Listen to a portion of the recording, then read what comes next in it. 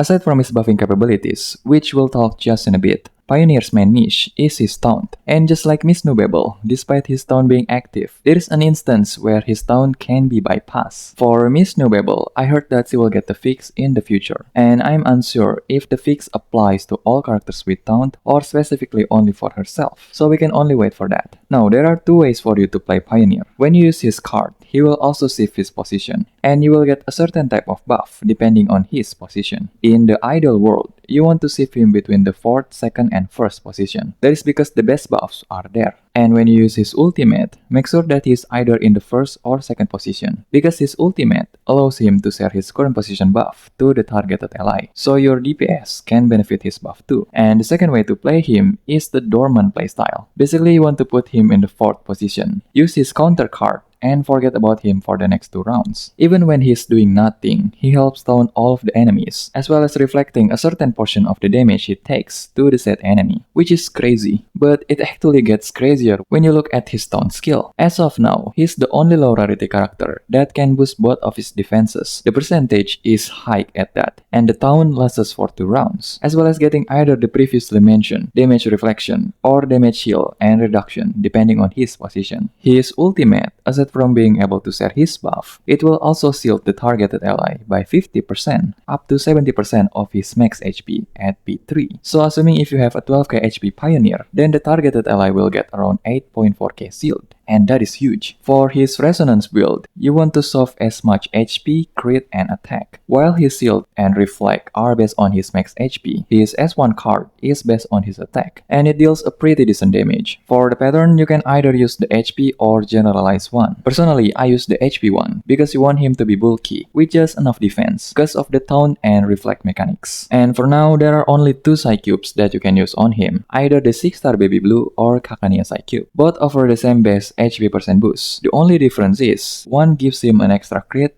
and the other gives him a conditional damage reduction. Baby Blue is good if you want to secure the crit hit from his attack card, and Kakania is good if you are going for the dormant playstyle. I thought I was just building a funny character, but he actually has a practical use.